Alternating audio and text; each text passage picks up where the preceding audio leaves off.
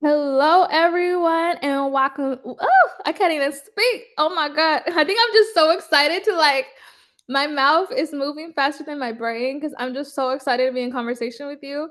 But we are back with Loretta. We are here as part of the Black Women Photographers 2025 Summit that's powered by Adobe Lightroom. I am so excited to speak with you. I mean, first of all, folks who don't know you should, and they will by the end of this. Loretta is just incredible. She actually just recently did something with us with part of Lexar Memories workflow series, and we did a Mastering Your Workflow workshop that is available on our YouTube channel, so you can go check that out later. But Loretta, you are just like a wealth of knowledge. You are just so incredible. She's a Los Angeles based photographer, director, Canon Explorer of Light, an Lexar Elite Ambassador, and she is known for creating powerful visual narratives that are rooted in integrity, emotion, and authenticity, spanning fashion, commercial, and advertising campaigns. And I also love just how you're deeply committed to mentorship and education and empowering the next generation of creatives. Loretta, welcome. Thank you so much for joining us. Thank you. I think I need you to rewrite my bio. That No, no, sounded really nice. no, I mean, your work speaks for itself, so you really don't even have to worry much about a bio because your work really speaks for itself. But Thank yeah, you. Loretta, I want to take it to the very beginning because I know you have such a vast experience within photography. But for those who don't know, what first drew you to the field, and when did you realize that this would be your life's work? Um, wow, that's so long ago. I started at 36. So I was a web designer and developer. And during lunchtime, me and another coworker would go out lunch and just take pictures. And we started really liking, we shot like mundane things that were very rustic and flowers and old cars. And it just started building from there. And then I got laid off. And when I got laid off, that's when I went full time along with owning a basket company. It was like a delivery basket with all the goodies. So I had a basket company. Yahoo was like one of my clients. And then I just started shooting. So during that time, I was also a web designer, freelance web designer for another company. And so I did that 9 to 5 every day, Monday through Friday, and I would work on my photography on the weekends or the evening. And so I started doing that, and that's how I became a photographer. I think I just kind of stumbled upon it because I never really thought about photography before. And I just really love changing people or showing them a different perspective of who they are or what you can be, right? So, I really just took that, to heart and really just wanted to focus on that. So I started shooting men first. I did not own no light. I think I only had one lens. And it was that for a couple of years. So I just shot men for a couple of years. I didn't want to deal with hair and makeup. I didn't even have a team. So that's how I started. And then from there, I transitioned to agency models and started shooting them. And then during that time, I created a team of hair and makeup artists that can call and would like to collab because at that point, I wasn't really making any money. And then from there, I got signed out of nowhere. And I honestly, it was an agent out of a modeling agency that was opening his own management company. And, I was one of their photographers they wanted to sign. So that's kind of when it just kind of popped up a little bit more. And then I started shooting campaigns. I was thrown into my first campaign at Spanx. I didn't know what I was doing. But it was well experienced. It was just shooting some of their intimate garments and stockings, and um, it was a really fun-filled day. It was like a 2-day shoot. So it was my first one. This I was also working with a creative director that used to be a creative director in Victoria's Secret. So I remember going in and, I had my Windows laptop. I'm thinking like I know everything, right? So we gathered for a meeting at first, and they all looked at me when I came in with the Windows laptop. And I was like, what's going on? And he's like, we can't believe you came here with a Windows laptop. Stop. I use a Windows laptop. What's wrong with Windows? Yo, you know, that's that industry of advertising campaign. There's a slight bouginess to it, okay? It's like if you're not shooting pro photo or Bowens, they like look at you real crazy. If you walk in there with Windows anything, you look crazy. So it was just a weird time. And I also had a Samsung uh phone. So I hadn't switched to iPhone yet. So every time I would do shit, they were like, hey, drop us that photo. And I'm like, drop what? Like, I don't even have an iPhone. So eventually, after getting so much crap from it for a couple of years, I decided to go full force with the Apple products going in there. So it's a thing. It's just like Capture One, which is a tethering company. That specializes in capturing and tethering while you're shoots. That is one of the things that they do. It's like if you don't have Capture One, if you don't have Pro Photos of Bowens, yeah, we're gonna have to look at you like a second time. It's just such a standard thing. So, Mm, I was hoping that they would break out of that, where you welcome, Go Docs and Nan Lights and other products that are there that doesn't have to be so high end, mhm. but I just think that they just have a standard and they stick to it, unfortunately. Uh, Yeah. yeah, and then from there, I was in Atlanta during that time, and Atlanta is like a commercial hub, right? I shot a lot of editorials back then.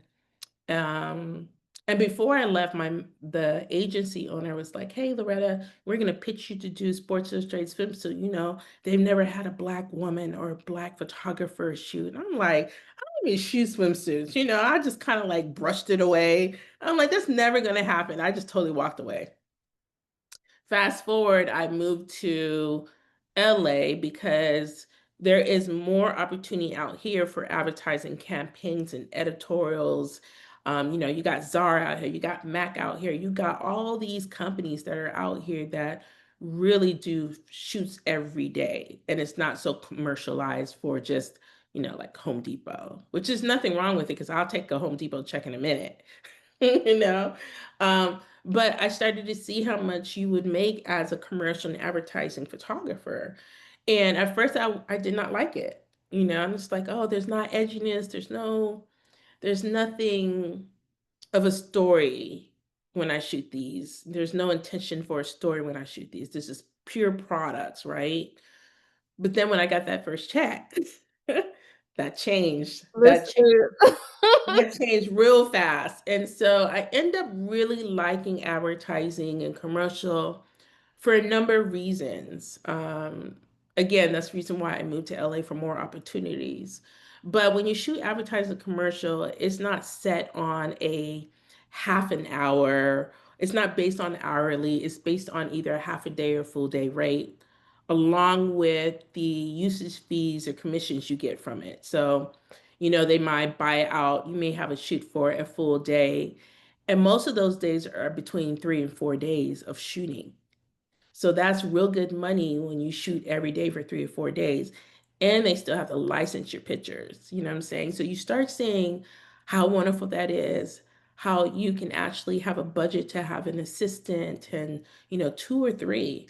You have a digital tech that's going to watch the photos. So really in reality, when you show up, and the assistant's already putting in the light. So when you show up, all you have to do is greet the client and hold the camera and shoot. And I remember when I watched Stephen Meisel back in the day, and I don't know if you know Stephen Meisel, but he is a real sought out photographer back in the day, which used to shoot a lot of editorial for the luxury products like Gucci and a bunch of other them.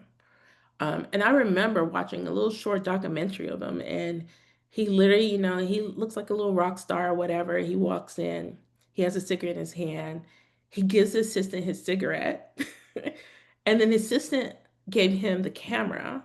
He walked up, He did about maybe 50 frames, gave the camera back to her. She gave back the cigarette. He walked out. And I said, I want to be like him. I want to be like him, just go in there and just be me, be an artist, and don't have to do everything else. You know what I'm saying? And so I remember a shoot after Spanx, I shot for another company. It was a hair brand company. And I remember going in and I was ready to shoot, and the assistant was there. And he was like, would you like some coffee? I'm like, yeah, asked me if I want some coffee. And he got some coffee. And every time I would get ready to put my camera down, he was always holding the camera. It's just something special about being an artist and you just going in to just be an artist.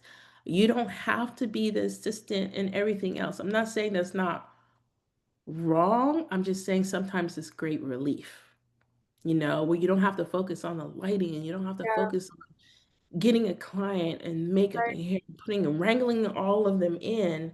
You just walk and you could just be an artist and shoot whatever you right. want to shoot based on what they want. So if you experience that, I experienced it, and that's decided I'm just going to stay. So although I shoot still editorials for magazines, I really enjoy advertising commercial, and and they pay well. Um, but I remember my humble beginnings. I remember it, and every now and then I go back to my humble beginnings. But when I first got here, it took me about 5 years to get back on my feet. I really wasn't making any money the first 2 years or 3 years staying in LA. So it's about networking and going to agencies and, visiting them and meeting them so they can know my name and who I am. And eventually I had my first hair gig. This was for Wella, which Wella is in Ulta and a bunch of other stores. Mm, And I remember that was my first shoot. And, that was wonderful. And then it just kind of slowed down a little bit. And then I started getting more hair companies. I don't know that I was shooting for every hair company out here, which was great because that's when I started getting a lot of the campaigns that I've shot that were in Ulta. So I would go into Ulta and shoot these campaigns and actually see my images in Ulta, which is such a great feeling, right? And even seeing your image in Billboard, I just had a New York Times Square billboard of Tyra that I shot for a London-based campaign, Karen Millen, and they flew out here to shoot with Tyra, and Tyra suggested that they need to look me up as a photographer to shoot. And so they went with me, and I shot that whole campaign. So it was all over London, all over New York's Times Square. And, we always want something. We always want a bigger goal. Like, I wish I could have that billboard. Now I need that billboard on Times Square, you know. But I remember that when I moved, it was 2019. And, I was still trying to make it out here. And I remember I got a text, and I was in uh, Mexico. Las Cabos, I think that was it. And I was in the airport and I got a text. They said, hey, Loretta, this is Sports Illustrated Swimsuit. We want to see if you're available to shoot during this time. And I looked at that text like, this got to be a spam. You know what I'm saying? So Right, I right. responded, right. So I responded back, I'm like, this can't be real, right? You're a spam. And they're like, no, Loretta, we're not a spam, right? So I was just like, okay, well then give me a call. So they gave me a call. They're like, hey, Loretta, they're laughing on the phone. And it's like, Loretta, this is not a spam. We really want you to want to shoot for Sports Illustrated Swimsuit. So I was just like, okay, fine. I still thought they were lying. So they said, Right. okay, so we're gonna have the creative director call you because all their emails don't have like a phone number or a personal email. So when they write you, you don't know if it's real or not, right? So Mm, the creative director called me and she was laughing over the phone too. And she's like, Loretta, I am the creative director. I am the one that wants to hire you to shoot for a sports race swimsuit. And I said, well, why didn't you have the signatures in your email? She's like, just to keep people from not like calling or emailing us all the time. So eventually I said yes, and they flew me to the Bahamas. Now, this is the first time I've ever had a company pick me up in a, SUV I'm like, this is really important, all black suit. And then I took a flight to Atlanta and then to the Bahamas. But during the flight from LA to Atlanta, I was in one of those lay down VIP, the what do you call it? The first class, but it's like the lay down one. Yeah. Yeah, it was my first time. So I was just like, oh my God, there's so much many buttons. And I was looking around. I said, I'm not going to touch anything. I'm going to wait until it turns dark. So nobody knows it's my first time. And that experience changed the trajectory of where I was going in my photography and my career. That was my first time actually. That was a magazine's first time shooting, having a black photographer shoot for the magazine since 1963. And then as also being the first black woman to shoot for the magazine. And then to shoot Tyra for the cover, which they didn't let me know until like toward the end of the shoot. So I was there in the Bahamas for like a good 7 days. And the first 3 days, they took me to different islands and said, hey, Loretta, choose an island you want to shoot at. I'm like, really? They're like, yeah, choose. So we would go to different islands and I'll say, I like this one and I like that one. So they let me choose. And then when we got back to the villa, they gave me my own villa, by the way. Golf cart, villa, like they were treating me like I was on full force, all expense paid vacation. So it was just amazing. And I remember crying when I got into Mm. the villa. And it was a very, I'm over here getting emotional. I was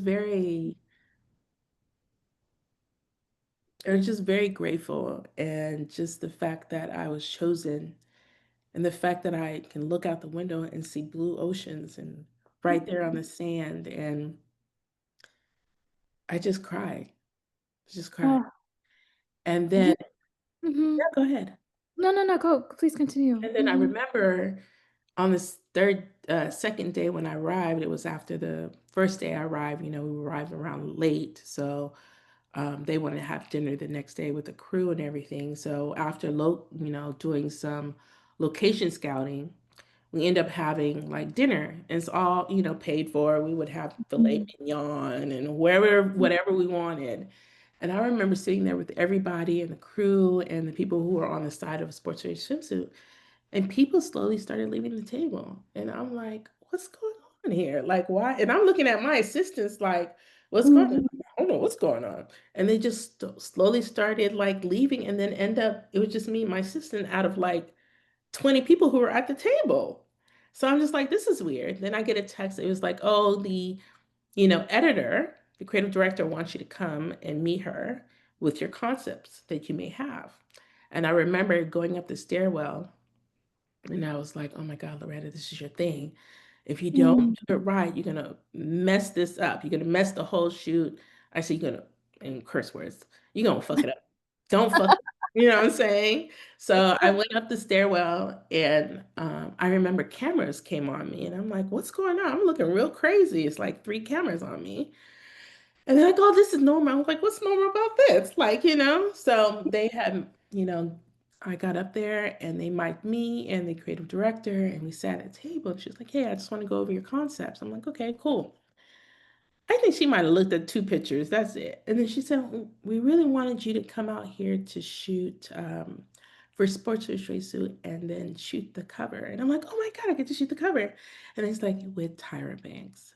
And I think I froze for like a good like 15 seconds, 20 seconds. And I was like, this is a model that I watched on TV Right. that I said, I want to shoot her. I'm going to shoot America's Top Model. I Right. just didn't know how I was going to get there, but I'm like, they need me. There's not a black female photographer up there. There's somebody needs to shoot. Yeah. So they told me that Tyra was picked me and she found me on Instagram. You see, So, this is just incredible. You never know who's watching. You really, right. And it's just because you don't maybe, and I didn't really have a lot of followers. I think I only had like 6,000 followers. Like it wasn't like nothing big. yeah. And I remember she was like, yeah, Loretta, I looked out for some black photographers and there were three. And she said, I gave the editor the three main black, and she said, I wanted a woman. I wanted a woman just because I wanted to support black women in photography because uh, there's no one that looks like us. Mm. You know what I'm saying? And so the fact that they found me and the editor chose me was amazing. So you just don't know when you're on social media and you post your pictures and you're thinking nobody's watching. Honey, Yeah. they're saving your picture. They're saving your profile. They may not Yeah. follow you for so many reasons, but they watch you, right? Right. Until Right. there's a good time to give you a call, or they may want to see your growth. You know what I'm saying? Until Mm. the right time when they want to call you. And at that point, I didn't know I was shooting Winnie Harlow. I was also shooting a Filipino who first walked the Victoria's Secret. She's the first Filipino to walk the Victoria's Secret. And if you don't know, I'm part Filipino and black. So it was just like, oh, this is perfect. And then I also shot this other model as well. And after I shot Winnie, we have this schedule. And I'm sitting in the van and I'm like, there's a schedule here. And what is this day? It said to be announced. And I said, aren't we done with all the shoots now? They're like, Loretta, you're just gonna stay a couple days to rest. I'm like, okay, cool.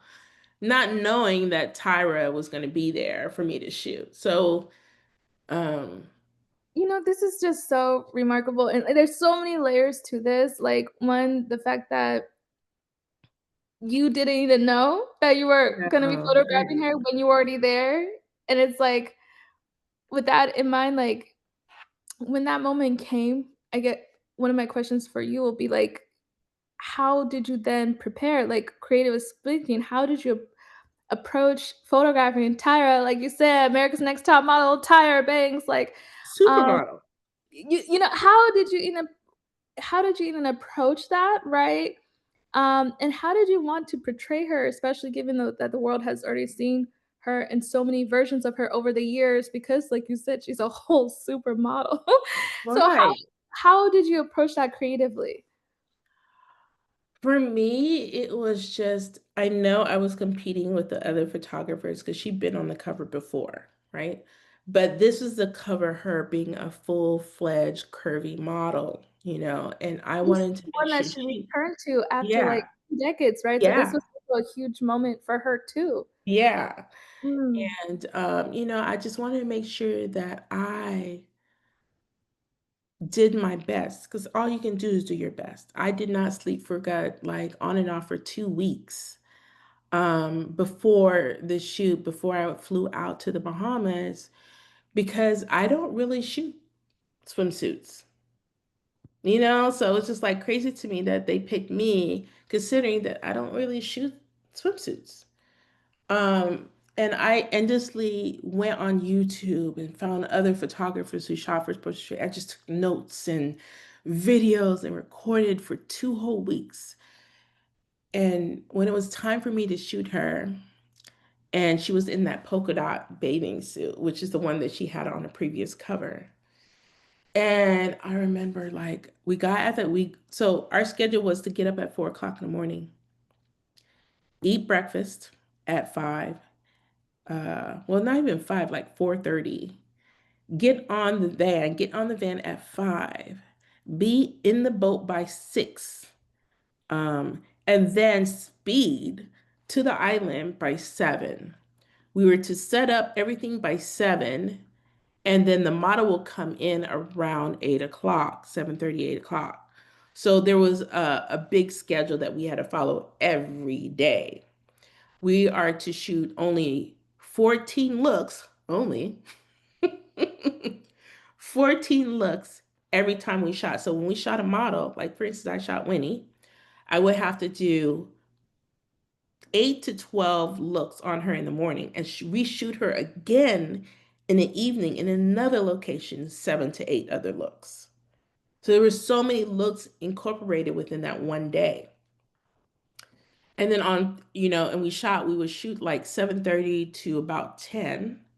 Then we would boat back to the main island, eat lunch, clean up, get back on the boat by 2 in order to shoot the rest of the day until the sunset. But back to Tyra is like when she walked on that beach, that's when I turned around and I was like, I was so nervous. I remember shaking and I was just like, Loretta, she's either going to make you or break you. And, I just did a prayer and I was just like, do your best, Loretta. Just do your best. And I remember it rained that day, that morning. So I was just like, oh, here we go. I was prepared for cloudy F-16 rule. Like I was just like, so it eventually stopped, but it was still windy, right? So she came on and she looked at me straight to the pose. And I remember we had about good 5 wind blockers. We had so many PAs hold the wind blockers so that her hair wouldn't fly away and we can actually concentrate. And I remember how quiet it was. Despite the wind, despite everything, once they blocked everything off, there was a moment of like meditation for about good like few minutes. And it was just me and her, and it was quiet. And that first shot I did ended up being on Sports Illustrated Swimsuit magazine. And on top of that, when we came back that morning to shoot her again, um, I was shooting her and I had a moment between changes when she would change bathing suits. And I remember crying. I had a full face, crying, tears down my eyes. And the creative director looked at me and I was like, I'm so sorry. I said, I'm having a moment because this is the greatest thing I've ever had other than my child. And I remember they came up and they was like, Tyra was like, oh my God. And everybody came up and hugged me. And I remember going home and it was time for the magazine to come out. So they would shoot like on off season to shoot for. So you would shoot like during September, during those times, July to, and you would have to wait a few months for the magazine to come out.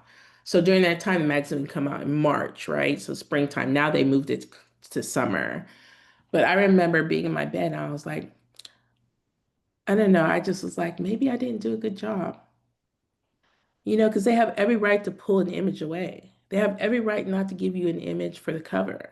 They have every right to hire another photographer, right? And I remember like the magazine's gonna come out. It's 6 in the morning in LA, so that's like 9 p.m. in the East, I mean 9 a.m. Eastern time. And I remember when it came out and I saw the cover, I literally sat in my bed, laid in my bed for a good 45 minutes crying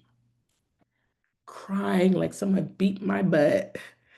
And I was just crying because the phone call started, the text started, the email started. It was people who congratulating me for having this first sports related swimsuit with Tyra Banks and being the first Black woman to shoot for the magazine. It's a dream come true that you never thought you would actually have. And I also remember that the whole site crashed because Wow. so many people went on the website and it completely crashed. They were down for about good 15 minutes. And but I remember just crying and just like, this can't be real. Like, this is it. This is it, Loretta. Like, be prepared. It's time to move. Right? And I remember um, she emailed me and she's like, oh, Loretta, I want you to get signed. And I was like, oh, I don't need to get signed. I'm like, good. And she's like, no, I need you to get signed. Pick your first top 10 modeling photographer reps, and I'll help you get one. Wow. And I remember she called every agency and said, this is Tyra Banks. I feel like I have a photographer for you. I think she would be a good, a photographer to add to your rep agency. Take a look, make an appointment with her. And they literally made appointments with me based on her and her assistant personally called the agencies. And it was just such a great support because we need more people like her, Yeah. more people at the top that really support Black women, Black people, period. Mhm. People of color who are artists that don't really get the opening to open the doors to be able to shoot campaigns or shoot TV. Mhm. You know, we rarely see Just takes us that one there. yes. It just takes that one yes, that one defining moment. Like this And that was my yes moment. yes, that You was your know? defining and turning moment. And with that said, there's a lot of people who then may have these big defining moments, right? That it's really what you do with that moment, like where you're saying, okay, it's time, like how you seize that moment, right? You Mhm. use that as a way to continue the momentum. So how did you continue to capitalize on that moment and not lose that momentum and then continue this ongoing relationship, with Tyra Banks? Because like you said, you've been photographing her now for several years. You just did another campaign, that Karen Millen campaign that was on billboard in Times Square in New York. How do you navigate, maintaining these relationships and seizing on these moments so that way it's not like, oh, that one time, 5 years ago, and nothing else, has occurred since then. She continued outside of Sports Swimsuit. She continued writing me emails. She helped produce Dancing with the Stars. So the producers called me to shoot that based on her recommendation. So I ended up shooting all the stars and the dancers. And it wasn't my first time shooting for TV because back then I was shooting for VH1 too as well back then. But this was like ABC, like CBS, like this was great. And I remember being nervous. And then still then, she was like, oh, shoot for my model land. Oh, Loretta, come shoot for this. I shot for Princess Cruise Lines, you know? And she continued to support me and not just leave it there. And that's what we need. We don't need someone to say just yes. We need someone to say yes, and I'll continue to Yes. support you afterwards. You get what I'm saying? Yeah. So, I was kind of lost after the sports series swimsuit because I did not know where to go or how to go forward. Like, where do you go? What did I do now? You know what I'm Right. saying? Right. What do I do now when I shoot TV? What do I do now when I shoot these campaigns? And I just really did not know how to move forward because this was a time and place where I just did not know I was able to achieve. And so I wasn't prepared for it. Do you know what I'm saying? So it was just hard. Like, do I continue shooting swimsuits? Do I capitalize on that? And I think it's just like what I did was to basically diverse my portfolio so that it just not just had swimsuit, it had editorials, it had advertising, commercial. I wanted to make sure that my book was diversified and not just shooting Black people, but all kind of colors. Because I also find sometimes that they will pigeonhole you if you only shoot Black people. Now, if that's what you want, that's fine because every artist loves what they shoot, right? But I just noticed that they will pigeonhole a lot of Black photographers. I'm not saying not all, and this is not the case and experience for everybody. But this is what I've came around where if you shoot Black people, then they only think you can shoot Black people. That's it. You know what I'm saying? That you're not capable to shoot at different locations, shoot, an Asian woman and a white woman. I don't know why. I think it's a subconscious thing, that they do and just don't realize it. Um, but to me, I just kept the momentum of just shoot, Loretta. In between campaigns, just shoot a test, shoot a model you love. Maybe I want to shoot for Target, so let me go ahead and put a shoot together that may look like Target because I want Right. Target to be my client. And if those Mhm. people who don't know, it's like if you want a campaign or advertising, you got to shoot like them, but a little bit different that makes you more unique as a photographer shooting for it. Exactly. You know what I'm Your saying? voice So, still needs to be seen. Yes. right. So Mhm. if you want to shoot Target, their theme is red and white, right? It is the dog, it's the happy kids, the teenagers, the mom and dads. So you know your shoe has to have those colors. It may not have to have the dog, but everybody's vibrant and happy to be in the clothes, and that's what Yeah. they want. So you shoot just like that, spin it. Maybe you spin it on maybe, maybe the location's different, because they usually have it on white studios. This is set already. Maybe shoot it in a different location. Maybe what you bring is a little bit different from when they do, and when they look at that, they can see, well, wow, we didn't think about that. Who is this photographer? So you got to keep on brand. If you want to shoot, just shoot. Just continue shooting, whether it paid or not. I've accepted a lot of unpaid work. I accepted a lot of test models. I've accepted, gigs that didn't really pay me, but I know that it will land me something down the line. So I always tell people, like, if you're in between jobs and you're not making any money, you're just sitting at home, shoot. Shoot, because you know what? When you post it on social media, that is your billboard. That Yes. is your billboard. And so when you continuously do that, people start recognizing you and your work, and then they'll think about you. You know what I'm Mhm. saying? So that's how you move forward. And yeah, here I am. You're just so incredible. I'm telling you, and like, I don't know if people heard at the very top of this. You said you started at 36. I It is never did. it is never too late. So whoever you are listening and you feel like, oh my gosh, I didn't start in my 20s or I didn't start in my early 30s. Start now. Just start shooting. Just pick up your camera, whatever camera you have, your phone, whatever. I Just didn't start. know what I was doing. Like in your 20s, it's like I'm 55 now, right?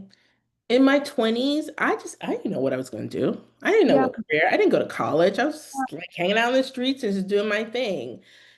I went to school for graphic design. I dropped out. Went to school for nursing, couldn't figure out math, so I dropped out. I started a gift basking company. Finished that, did that for a year, stopped that. I had all these jobs that I was wanting to do, but never ever finished. And so it comes where you decide, like, hey, it's time for me to take something serious, you know what I'm saying?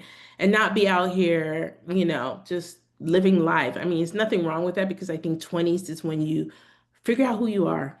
You know what I'm saying? Like, that's the time you figure you don't have it all together. But when you're in your 30s, it's time.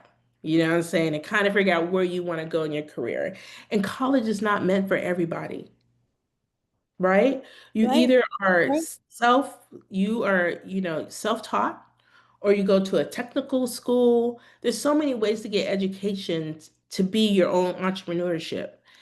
And owning your own business is not easy. Oh, it's not easy. Here, I had struggles, okay? A lot of crying days, crying to see if I don't know if I'm gonna make it, try to make ends meet. Listen. Hmm. And nobody really talks about that, just because a photographer is out there does not mean they've struggled or still struggling to this day. You know what I'm saying? Um, but it always is amazing when you pass through that, when you learned your lessons, whatever that lesson might be, whether it's patience, maybe it's more of like you need to get out there instead of thinking that everything's going to fall in your lap. You know what I'm saying? There's so many things that happens during those times, but if you're persistent, you always get what you need. I don't care what it is. That You're is If persistent going to the gym, you're going to get a badass body. You know what I'm that saying? is so real. Listen. Yeah, but I just feel like everybody, Instagram, any social media, you see all the fun stuff. Oh my God, they got that campaign, but you don't know, like somebody might Mm, be going through a divorce. Maybe there's a functioning yeah, depressive person who's shooting and you would never know. So never it's just know. like, I feel like people are not as kind as you should be because Right. people have their struggles and you don't know what they're going through. So Mhm. just be kind, you know? And if you don't have nothing nice to say, just don't say it.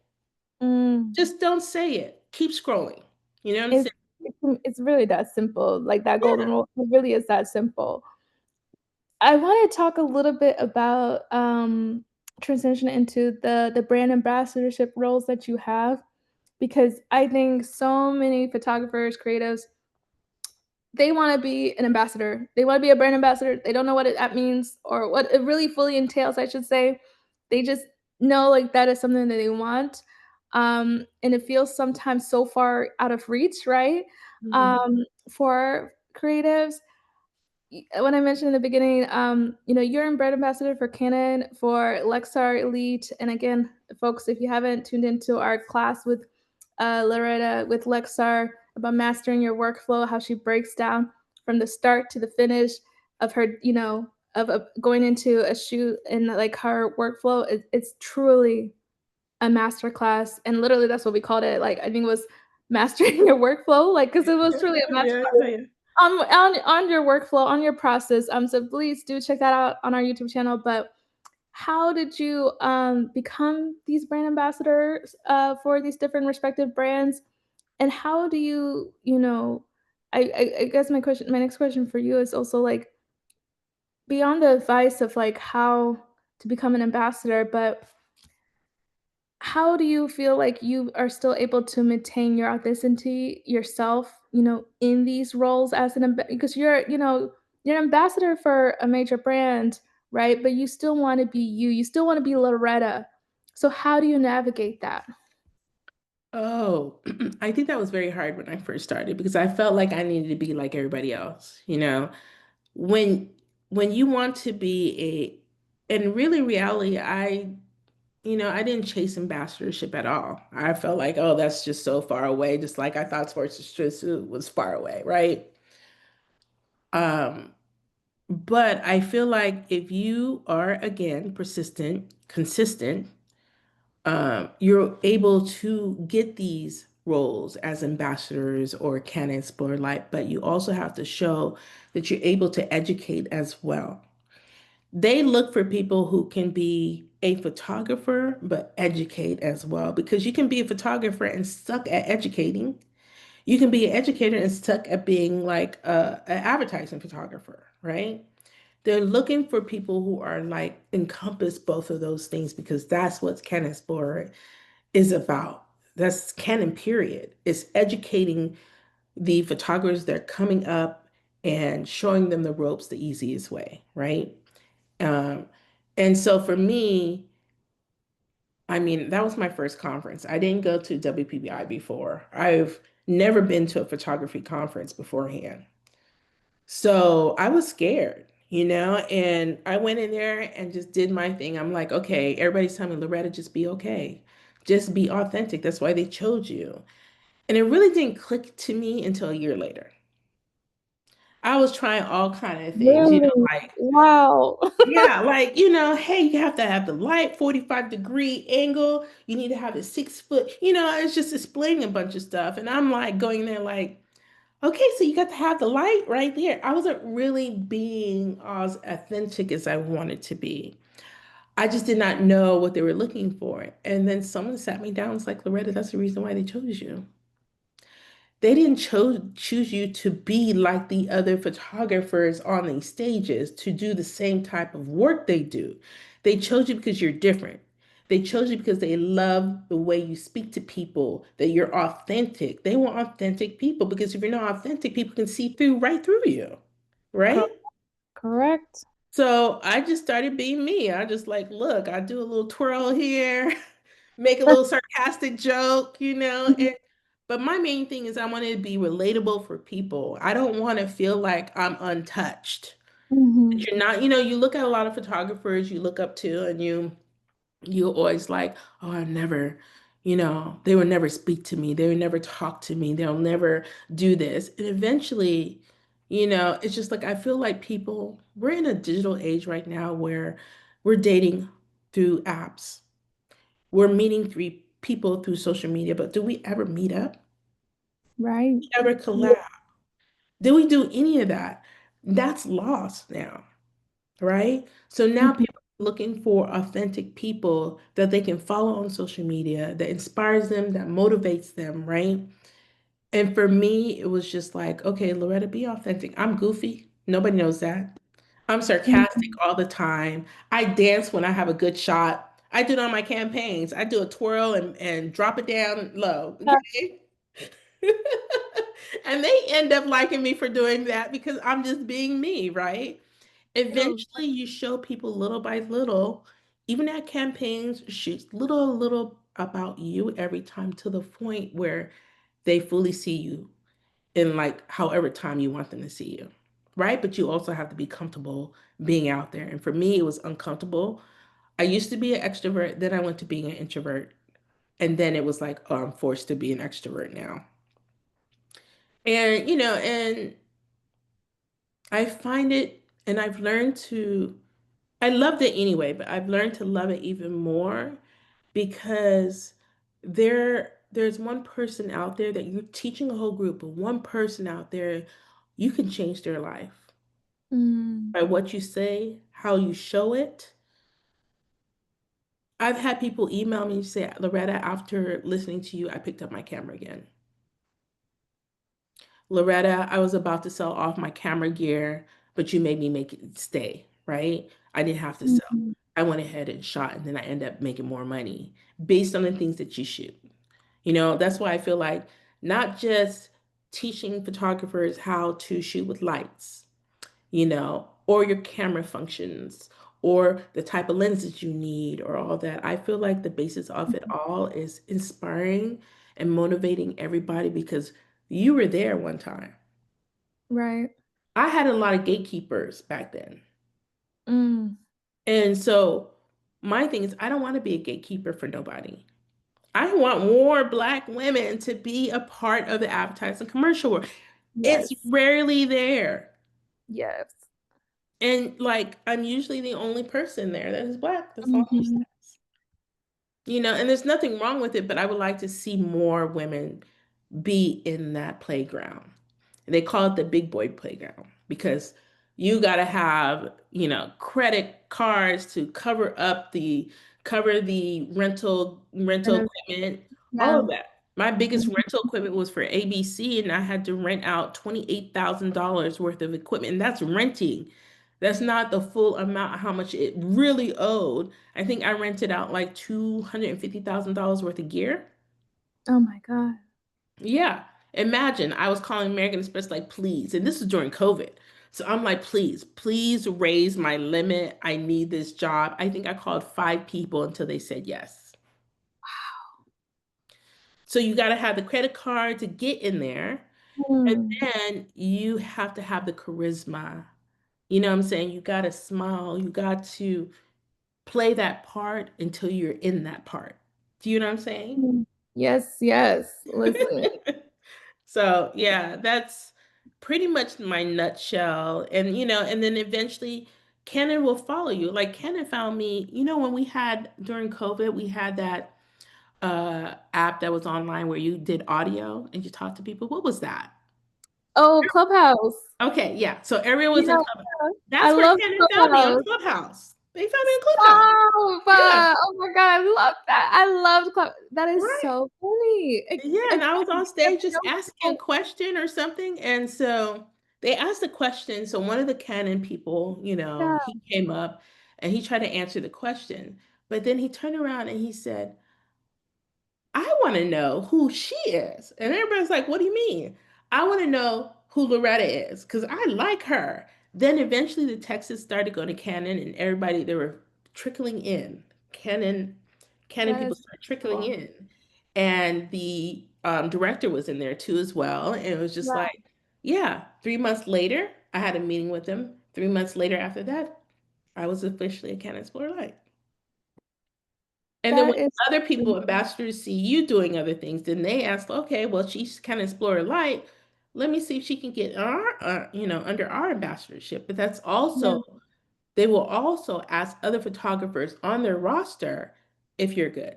Have you met Mm. them? Are they nice? Are they sweet? Because you can have great work, but you can be a butthole. You know what I'm saying?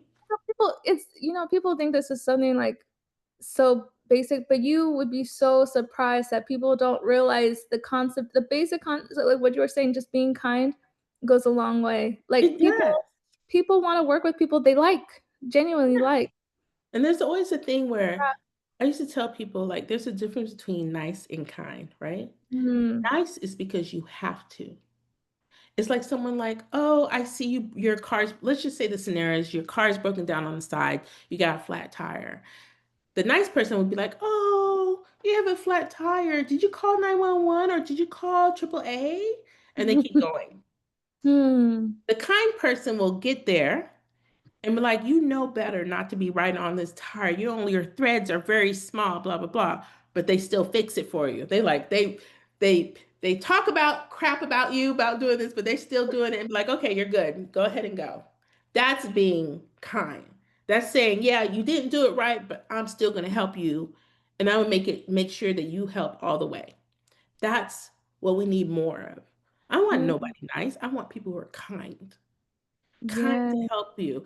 Hey, if you have a photography, question that you just really couldn't find, somebody kind is going to help you. Hey, come to my studio. Or hey, Mhm. let me find some links for you that would be great for you to study. Or, maybe you can give me a phone call. Maybe I'll talk to you for about a good 10 minutes, kind of encourage you to go this way. That's being kind. That's saying, I'm taking it by the bull and I'm going to help you. Not just say, well, I hope you're okay. Everything's great. Right. Maybe you can find it on YouTube. No, I need you to tell me where the link is. So, yeah, I just feel like and then we're in a digital age where AI is coming in and people are panicking. I just feel like there's always ways to pivot. Maybe Mm, add an extra service in there. For me, I'm like, okay, maybe doing video, Loretta. Maybe you start educating more of a master class for business. mm, Maybe, you know, maybe focus a little bit more on educating. Maybe it's incorporating AI with photography. There's so many things. It doesn't have to scare you. You know what I'm saying? It's just that you need to pivot a little bit more to add an extra service that incorporates AI. But you don't never have to run from it. You know what I'm saying? right. And I'm gonna pull your site back up because, I wanna briefly touch on this a little bit more because, like, outside of just, the great things you shared about being authentic, about your consistency, about just doing the work and trying and just, like, I feel like you have such a signature style and voice, and it's like, okay, when I feel like these are the type of the type of style, and I think the goal that a lot of photographers have of, like, when somebody's scrolling on Instagram and they see a photo drop on the brand's page and they instantly know that it's your photo just based off of it, I feel like you really mastered that. How would you then, advise photographers who are still, like, developing that their signature style and voice into, being able to have that signature style and voice, even with, like, major brands, like, maintaining that artistic integrity, Hmm. because I feel like you've been able to master that, like, you are doing that as, like, with yourself, like, you show up fully yourself, even on set, you say you do your little dance, I love Yeah. that, like, so how does that then translate into the visuals about maintaining that same authenticity that you're speaking of, even in your work, even with major brands and campaigns, even when you have to balance that tightrope of, like, what the client wants, but still being you. I think if your pictures need to be very, very consistent, if you want people to know when they scroll down, like people email me or they'll text me or they'll DM me and be like, Loretta, I saw this picture and I honestly knew it was yours. My signature is clean with an editorial lighting, but I play off contrast and shadows. That's my signature. So if you look at it, everything's clean, but then there's a lot of shadow. But I feel like to me, oops, sorry, that's me. Okay. Okay. Okay. So it is one of those where I try to play the middle part where advertising commercial can see like, wow, I know, we like clean stuff, but this is great. Maybe we could shoot some stuff that look a little bit more editorial. But you're not so far dark that they don't hire you, right? So to me, I just feel like I need to be in the middle ground where, these are advertised, right? But they all play with shadows. They're all clean, and I just see that's my signature. Yeah. And I feel like the clients who hire me, Those are the ones who want my signature. So don't change because you looked at their website and that's what they shoot. They hired you for your niche, for how you shoot. And I always tell photographers, narrow down your niche early. You can Mm, shoot everything. I shoot headshots. I don't shoot weddings though. That's a whole nother beast. And I'm not trying to destroy nobody's one day in a lifetime, okay? yes, agree. Yeah, but it's just like you can be, everybody. You can not everybody. You can shoot everything. Headshots, portraits. You can shoot um athletic. You can shoot all kind of stuff, but there you need to have at least one niche that you're really known for. And that what Yeah, you're known for is the ones who's going to remember what you're known for. Do you know what I'm saying? absolutely. We're And never that ever gonna shoot. I shoot advertising commercial, but you give me a gig for to shoot headshots, I'll shoot that. I am humbled enough to walk in there and be like, I shoot headshots. I'm never too big not to shoot something. mm, I'll shoot an ecom off three lights. I don't. I just love photography that well that when I shoot, it doesn't become a job. yeah. I hope I answered the question. Did I answer? No, you absolutely did. And I go back to what you said about swimwear. Before you did that iconic cover with Tyra Banks, you weren't doing swimwear before. No. Right. It's like you said, it's like everything I feel like will prepare you for the next moment, but you still need to be able to have something that people know you for, Yes. whatever that may be. What do you think photographers, especially those who are emerging in their craft, need to focus on the most to thrive today, to build a successful career? To be resilient. Mm, That's it. Be resilient. Everything's not going to turn out right for you. You may have some people, you may have to shoot things that you don't like. It's because you got to pay bills, right? We understand that as artists. There is a say starving artist. But at the same time, if you go through that during the downtimes, the uptimes are going to be wonderful. You just got to be resilient enough to get through it and be consistent enough to just shoot, even when you don't have no money. listen, Even when you don't know how you're going to pay your rent, you're listen. going up there and you're going to shoot somebody because you know you're going to have to post on social media because it Mm, pays the bills. mm. Sorry, I got people calling me for like this campaign No, tomorrow. oh But no, you're good. You're good. yeah, Mhm. I just, a lot of people ask, like, okay, can you give us one thing that you like to tell photographers? Is it really one thing? They always say, oh, just keep shooting, right? Mhm. But I think it's more of be consistent, be resilient, right? Be authentic, because that's what's going to set you apart from everybody else. So that's that's what I'm saying. So true because I think especially when you mentioned at the beginning that, when you first started and when you moved to LA, it was slow for 2 years. Now imagine if you gave up in those 2 years. You would not have photographed that iconic cover. Do you know how many times I've actually been down where I wasn't really making any money for a certain amount of periods, and I would actually like submit my application for like PetSmart and other things. Like Oh, things like that happen, and it's yeah, okay. Uh, yeah. I've been a full-time photographer for so many years. For 15 years, I've been a full-time photographer. 5 years, I had a job. But I'm not too scared to humble myself to know when things are slow, I'll go get a part-time job. It doesn't Yeah, have to be forever. Maybe you right, need a full-time job because you want to know how to be a creative director because maybe your end goal is I want to be a photographer and then transition to creative director. So why not get you an internship or why not get you a job to learn how to be a creative director so when you are on your own, you're able to do that and make more money. It's okay to get a job. You know what I'm yeah. saying? It's just not there forever for you. I really truly appreciate your honesty and, how real you're keeping it because like you said, these are things that we don't talk about enough.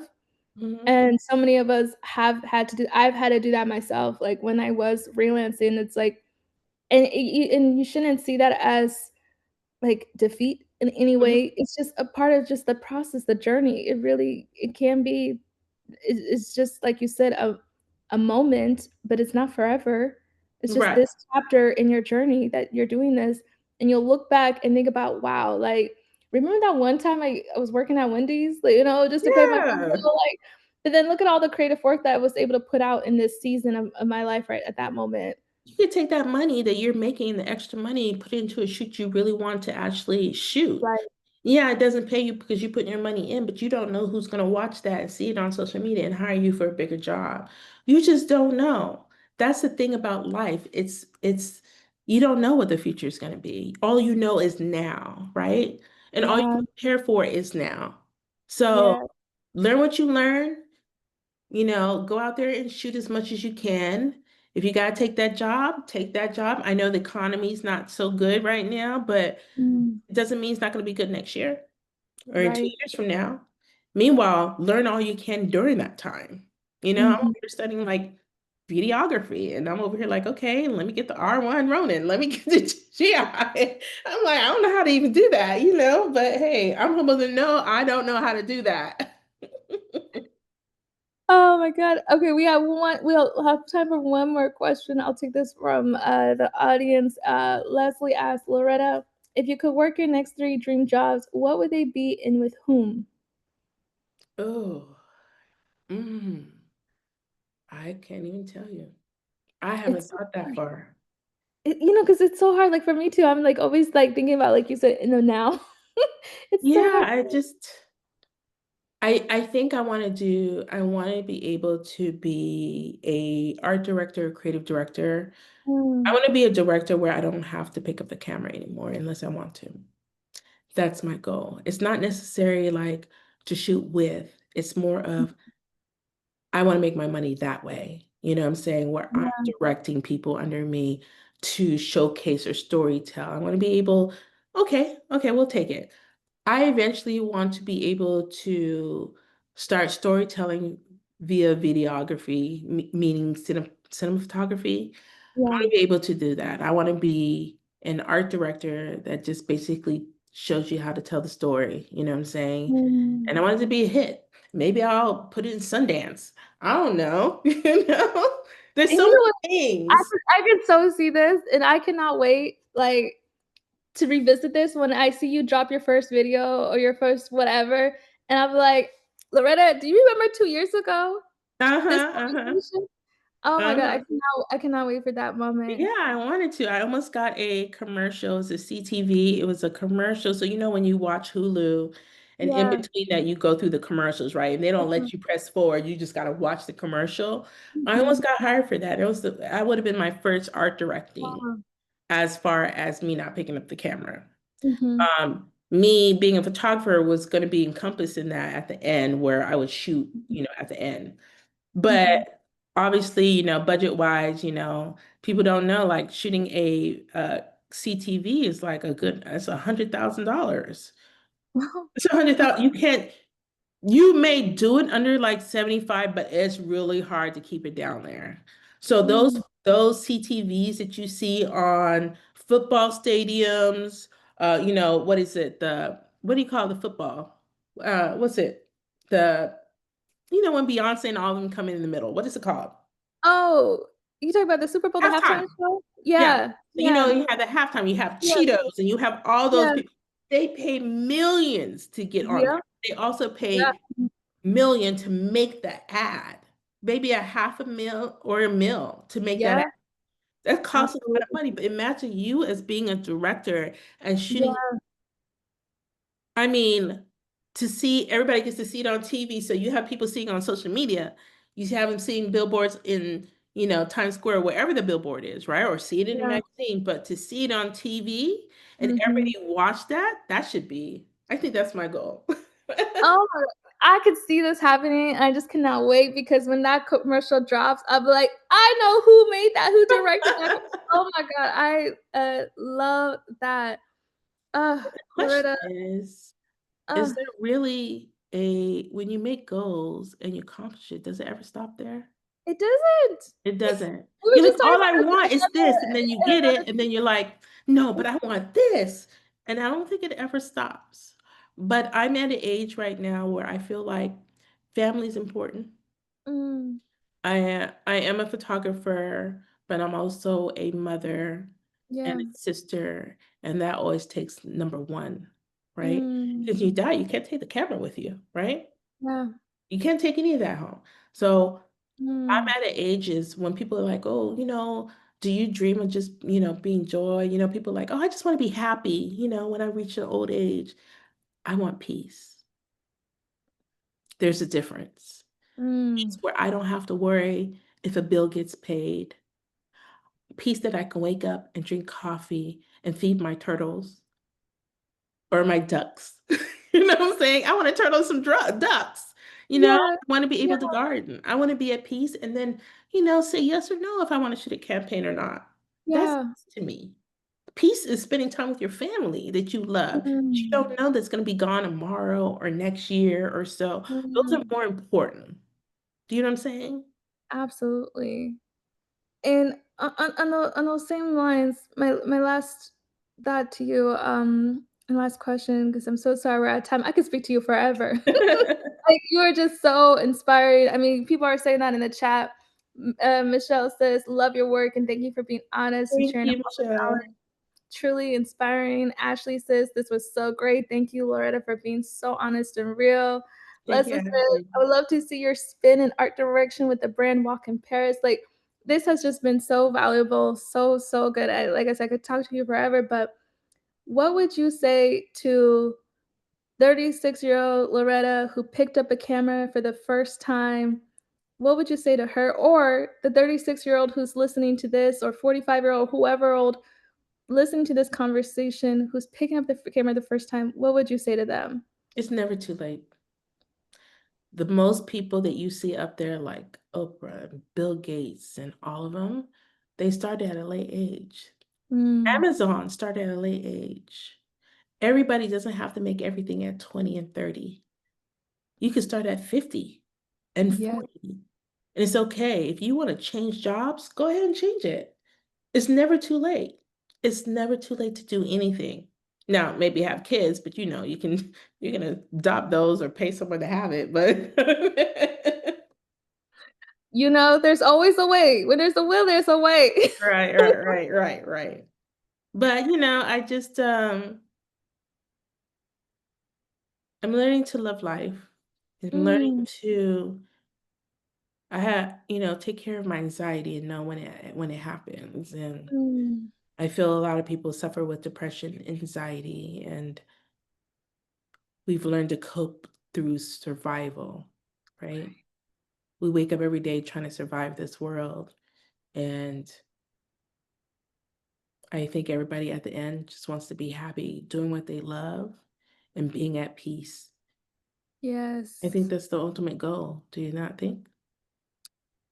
Well, I mean, truly. Yeah. And I honestly, when I speak to you, there's this calmness and, like you said, like a peaceful nature to it. Like, you are literally just, I feel like you're already living that, and I can see that.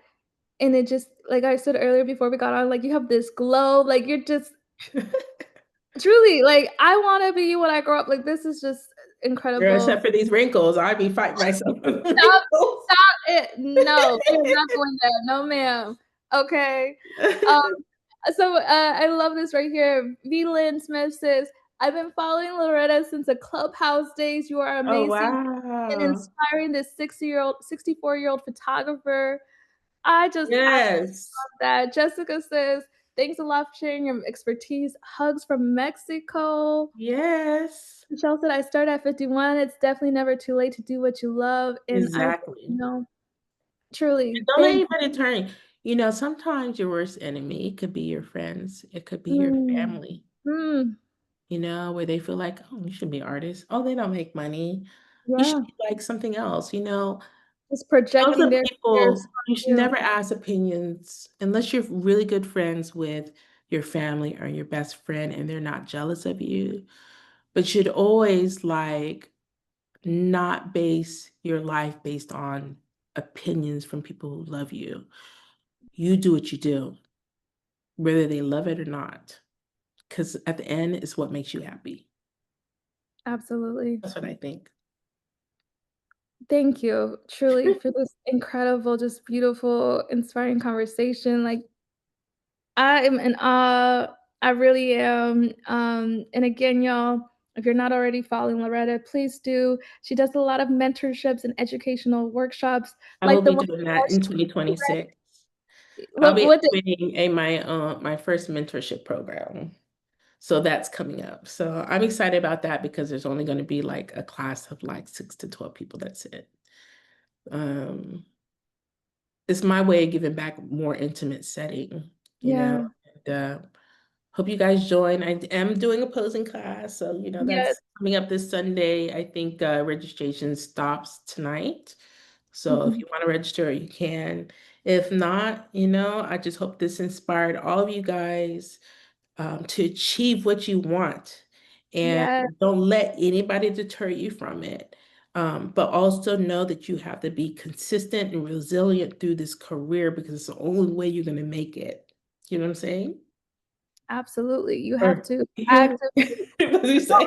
no, I'm so serious. Like, yes, I'm just like, yes, you gotta be an active participant, like to create the life you want. You have to actively do it and develop that thick skin and be resilient. I mean, that's the only way you're going to manifest. You got to Yeah, stay yeah, in excitement for everything you shoot so yeah, that you can attract everything else that you never thought that you can have, right? Because you were happy, because you came in there knowing how grateful you are to pick up the camera. yeah, People, we shouldn't be grateful that we're able to pick up a camera and cut it on and mm, shoot what we shoot. And there's people who not able to afford a camera, to mm, afford a lens, to be around a community that supports them. There's a lot of people who don't have that. right. So every time I walk, every time I get a gig, I treat it as a job, but I also treat it as I'm grateful for this moment, for this job, whether it be an opportunity paid or unpaid. Mm, taking us to Happy church. Friday, y'all. Taking us to church. Oh my goodness. Thank you so much, Laura. Truly, I see a thank you from Japan. Oh my gosh. Thank you so much for tuning in, everybody who listened. And this, of course, is recorded. So if you missed any part of this, replay it later. Thank you for being a part of the Black Women Photographers 2025 Summit, Loretta. Thank you so much. I would love to come back next year. I'm truly inspired by you. No, we're gonna keep talking. There's gonna be Okay. more ways. We're gonna continue working together. Absolutely. Thank you, truly, just for everything that you do for the community, for just being such a light, especially now because we need it more than ever. We need Thank more you. people at the top to let us in. Yeah. It doesn't start at the top. People complain like, oh, we never get into these, opportunities, right? Mhm. But it doesn't start at the end. It starts at the Yeah. top. It's the top. It's the artists who are hiring photographers. It is the creative directors that need to hire more women and more Black people, like people Mhm. of color, whether you're Black, whether you're Hispanic, or whatever it might be, Indian, it doesn't matter. It starts at the Mhm. top. That's the only way it's going to change, or you Mhm. make the change. Yes. We each have a part to play. Yeah. What can we do in what we have in the positions we're in? Absolutely. Yeah. Ah, thank you. I'm gonna replay this class myself. Yeah, and especially at the beginning of the new year when I'm like, "Okay, I need that motivation, that spark again." I'm gonna be like, "What did Loretta say about" Yeah. Yeah, yeah, yeah. I mean, I hope I inspire someone. I have a lot of things that I want to do. I don't think I have a lot of time to do it, but I will do my best. I wake up every day and they ask me, "How you doing?" I'm doing the best Oh, I can do today. yeah, Whether I and be then in a good mood or not a good mood, I'm doing my best. and that's all we can do. I'm Yeah. I'm doing my best. I love that. Thank you so much, Loretta, and thank you everybody who tuned in. Thank you, Again, everyone, for coming. love this conversation, love the energy in the chat. This is a part of the 2025 Black Women Photographer Summit. We had so many incredible speakers for day one, and we ended it with the one and only Loretta. And stay tuned for tomorrow for day two. Again, all these classes are available online later on our YouTube channel.